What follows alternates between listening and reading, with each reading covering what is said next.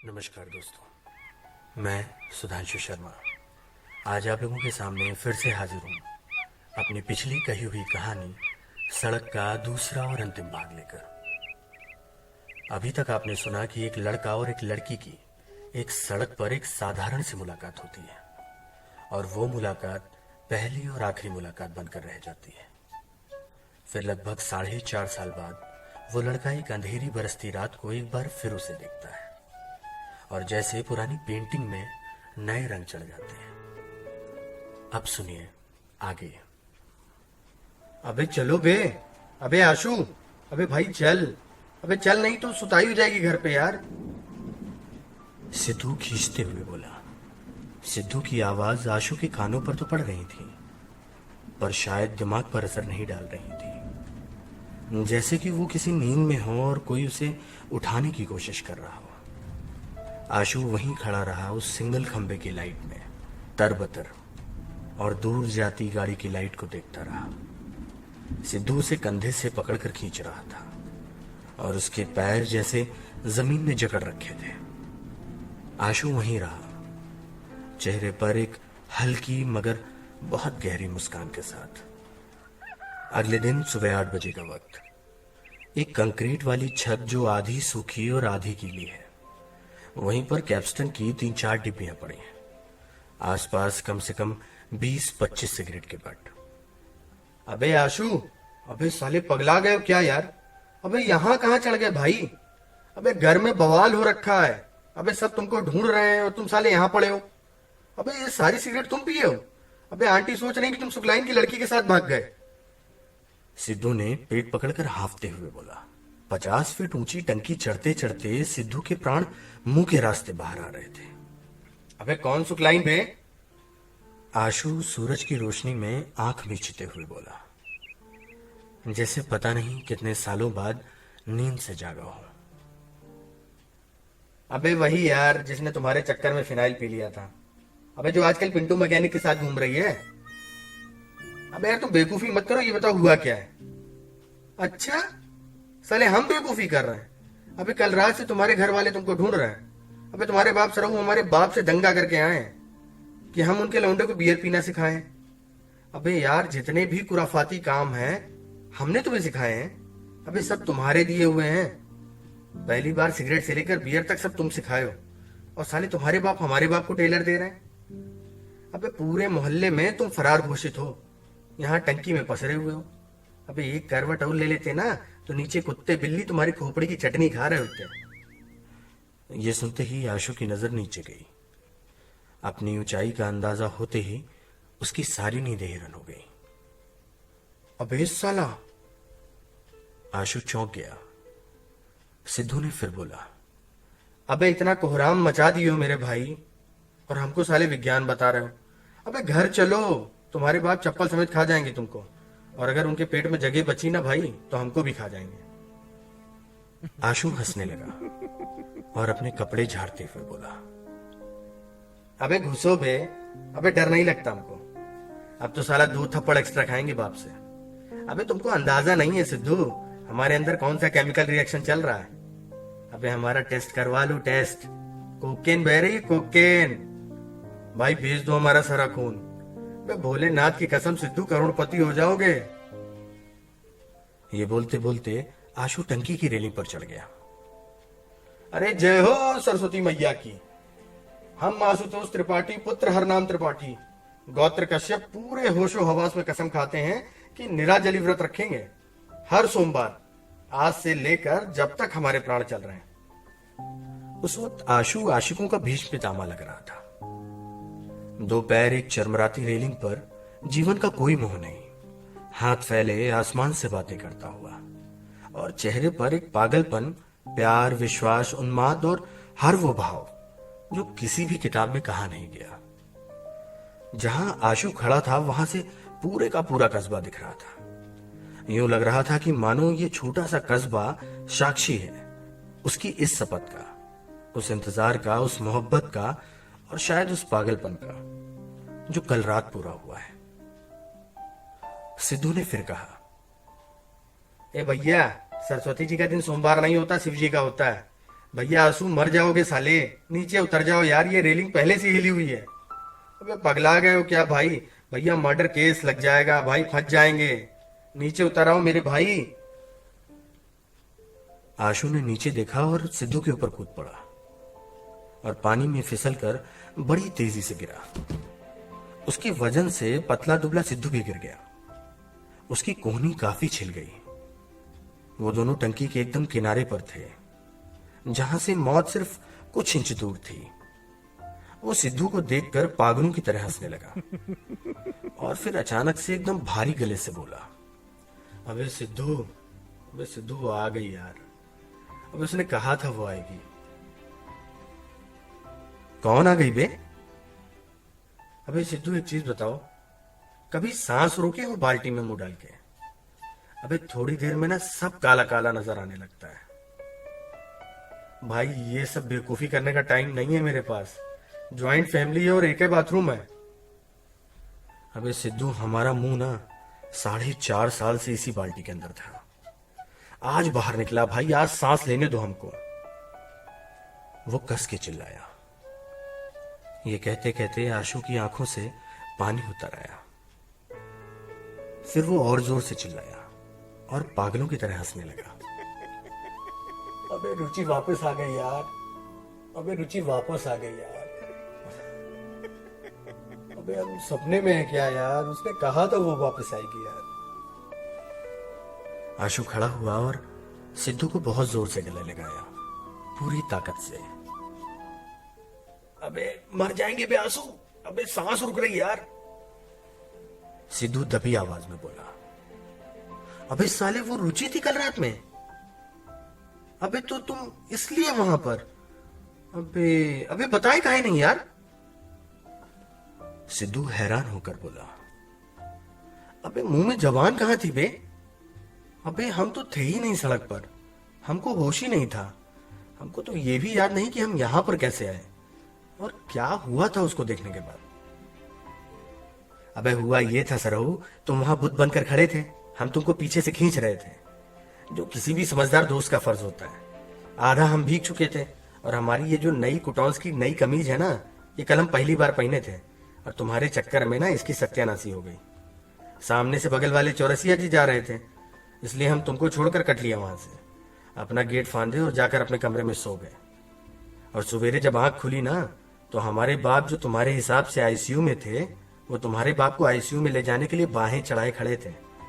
अगर हम 2 मिनट और नहीं उठते ना भाई, तो तुम्हारे बाप हमारे बाप का कॉलर पकड़ लेते। और आशु एक बात और बताएं भाई, यार अब हमको बहुत डर लगने लगा है, सच में तुमसे डर लग रहा है भाई। ये रुचि के आने के बाद तुम हमसे क्या क्या करवाओगे? अबे इसका अंदाजा खुद तुमको भी नहीं है भाई। हमारा दिल बैठा जा रहा है यार। भाई तुम घर चलो एक पीस में, उसके बाद तुम जानो और तुम्हारा काम जाने। ये कहकर सिद्धू आशु को टंकी से नीचे लेकर आया और अपनी स्प्लेंडर गाड़ी पर आशु को घर छोड़कर अपने घर चला गया। शाम का वक्त था। यूकोलिप्टस वाले पार्क में आशु उसी बेंच पर बैठा हुआ था। सामने से सिद्धू धीरे धीरे लंगड़ाकर चलता हुआ आ रहा था।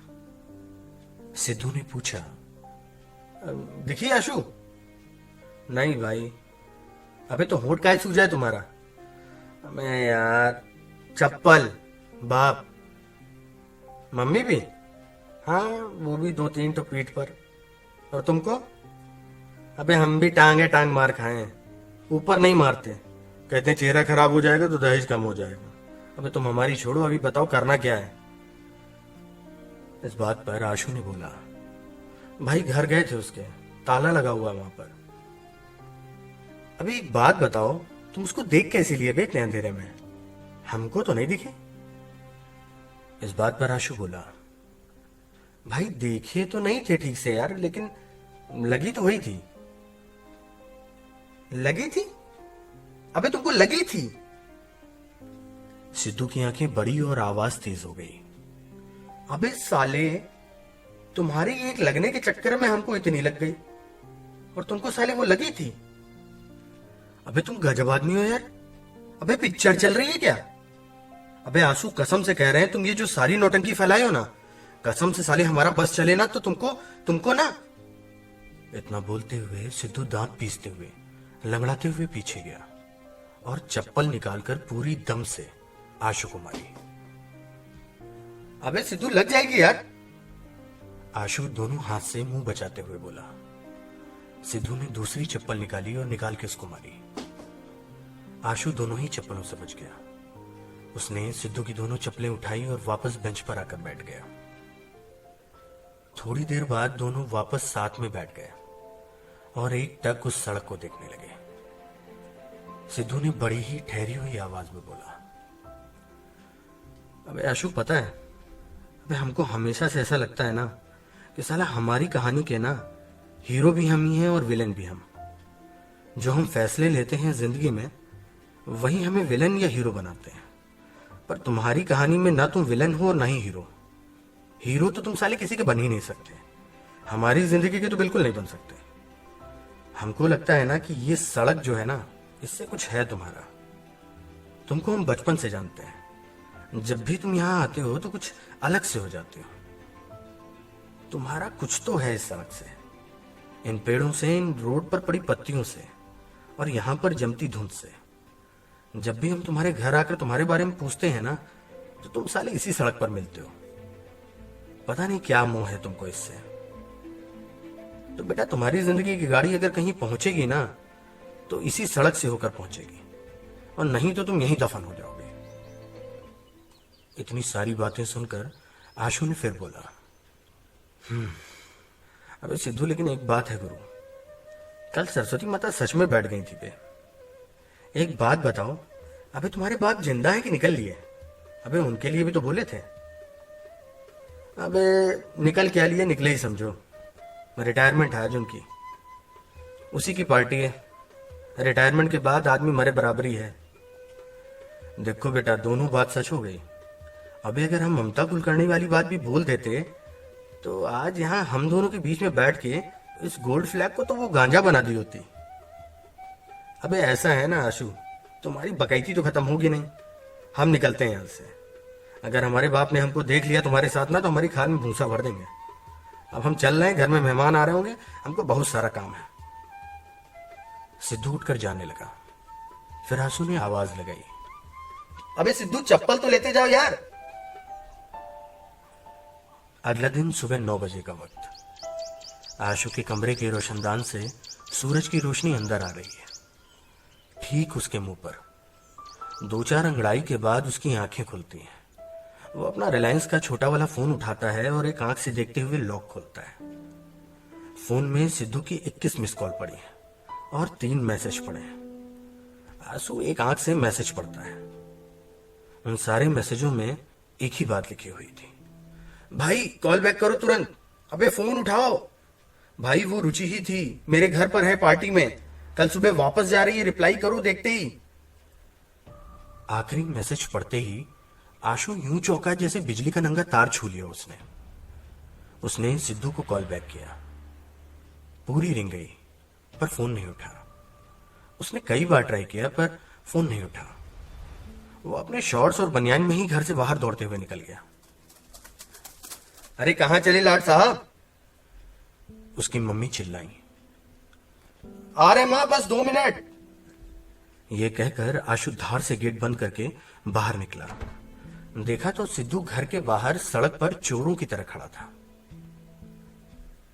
अबे आशु कहां मर गए थे बे? अबे कहां है वो कहां है? अबे तुम साले घर आकर नहीं बता सकते थे क्या? अबे हम तो कब से यहीं खड़े हैं बे। तुम्हारे बाप साले 1 घंटे से पता नहीं क्या आते मुंह से बाहर निकाल रहे हैं। क्या अबे मंजन कर रहे हैं कि आते मुंह से बाहर निकाल रहे हैं? अबे हम तब से इंतजार कर रहे थे कि वो अंदर जाएं, हम तुमको जगाएं। अबे कहीं हमको देख लेते ना तो इस बार तो हमारा काम लग जाता। ऐसा बोलते बोलते सिद्धू ने बाइक स्टार्ट की और आशु उसके पीछे बैठ गया। अबे आशु ऐसे चलोगे क्या बे बनियाइन में? अबे ऐसे नहीं चलेंगे, तुम्हारी टी शर्ट पहनेंगे और तुम बनियाइन पहनोगे, समझे? रुचि है कहाँ? यार उसकी ट्रेन सुबह 9:30 बजे की है। हमने बातों ही बातों में उसके बाप से पता किया था। अबे तो अब क्या? अब स्टेशन की ओर भागते हैं और क्या? अबे जो होगा वही होगा। वो दोनों स्टेशन की ओर तेजी से भागते हैं। अबे सिद्धू तेज चलाओ यार, तेज।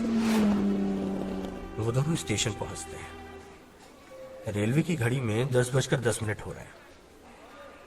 आशु के चेहरे पर हवाइयां उड़ी हुई हैं। सिद्धू दौड़ दौड़ कर इंक्वायरी काउंटर पर दिल्ली वाली ट्रेन के बारे में पता कर रहा है।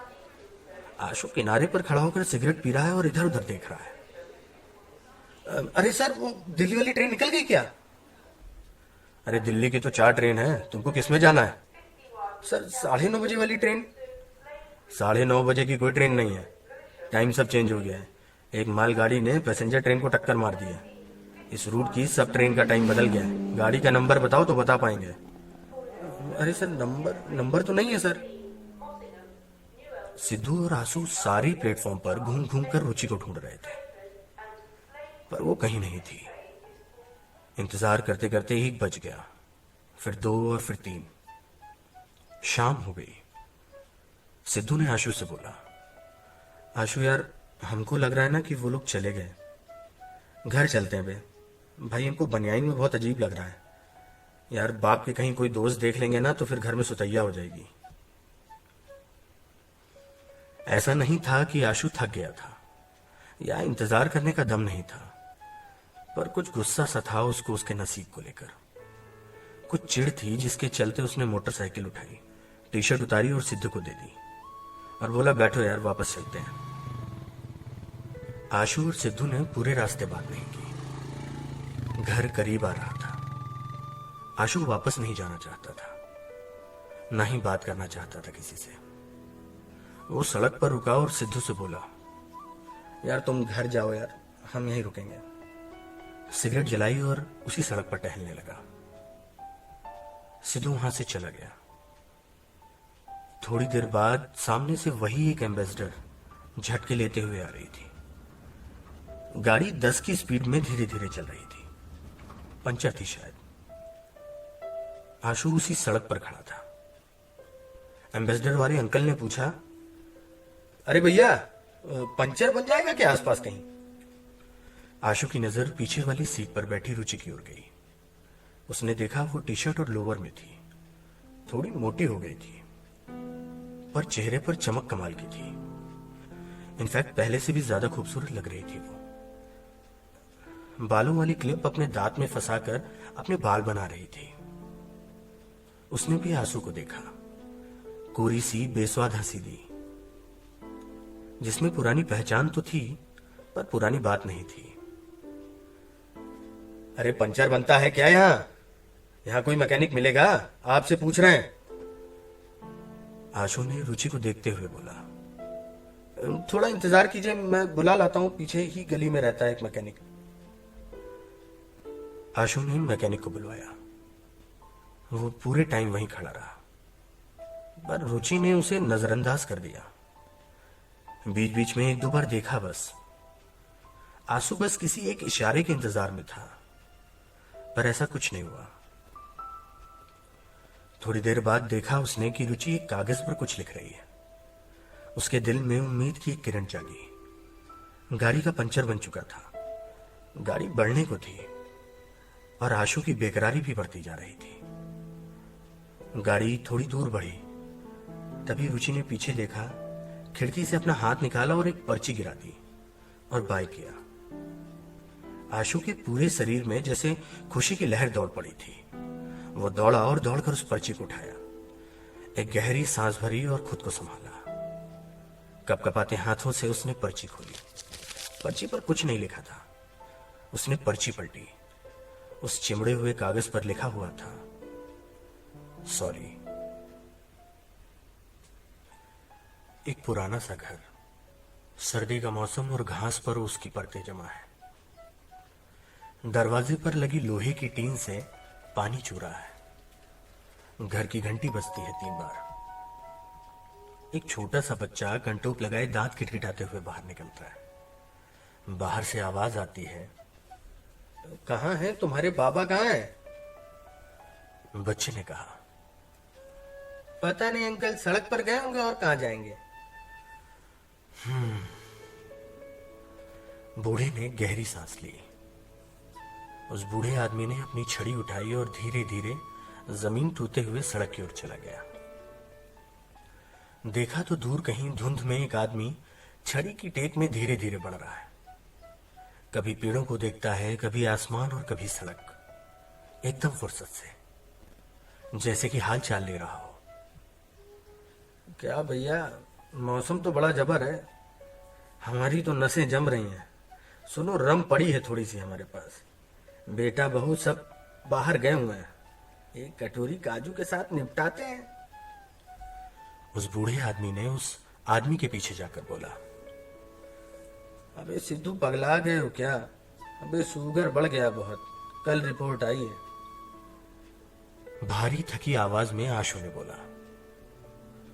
अम्मा ले लेते हैं कि तुम आधा ही ले लेना। सिद्धू ने खांसते हुए और हांफते हुए बोला, और यही नोकझोंक चलती जा रही थी उस सड़क पर गूंजती हुई। अचानक से कोहरे की एक मोटी परत पड़ी सड़क पर, जैसे कि पर्दा गिर गया हो एक नाटक का। जैसे कि किरदार अभी भी जवान थे, बस कहानी बूढ़ी हो गई थी। वो दो बूढ़े जिनके चेहरे पर झुर्रियों की परतें थी, जो जवानी के तमाम किस्से छुपाए हुई थी। पैरों में कपकपी जो कच्ची उम्र के पागलपन वाले सैलाब को आज तक महसूस कर रही थी, और आंखों में एक अजीब सी चमक जो एक इंतजार को आज भी ओढ़े हुई थी। उसके बोझ तले दबी नहीं थी, उसके पंख लगाए बस उड़ रही थी जिंदगी के आसमान में। ना खुशी थी, ना ही गम। और वो बूढ़ी सड़क जिस पर पत्तियों की डिजाइन आज भी वैसी ही थी जैसी 60 साल पहले। सड़क जो हमेशा जवान थी, आशु के लिए, सिद्धू के लिए, और उस एक वापस आने वाले के लिए जो वादा करके गया था कि लौटेगा, जो शायद बेवफा नहीं था, बस जिंदगी की सड़क पर समय के साथ आगे बढ़ गया था। गीले कोहरे में धीरे धीरे आंखों से ओझल होते हुए वो दोनों बूढ़े यूं लग रहे थे जैसे दूर आसमान में दो परिंदे एक लंबी उड़ान के बाद अपने घर को वापस जा रहे हो, जैसे जिंदगी उबासियां ले रही हो एक गहरी नींद में जाने से पहले। पत्तियों से छनती ओस की बूंदें गिर रही थी आंसू और सिद्धू की झुकी पीठ और गंजे टाट पर, और कुछ बूंदें गिर रही थी दो स्कूली बच्चों पर, जो उसी सड़क पर कुछ 20 मीटर पीछे चल रहे थे उन दोनों से, सड़क के दाईं और बाईं ओर, एक दूसरे को देखते हुए, दुनिया से बेखबर, चुपचाप। तो दोस्तों, ये कहानी थी सिद्धार्थ सिन्हा जी की। मैं सुधांशु शर्मा आता रहूंगा आप लोगों के बीच कुछ ऐसी ही कहानियां लेकर, कुछ ऐसे ही किस्से लेकर। धन्यवाद।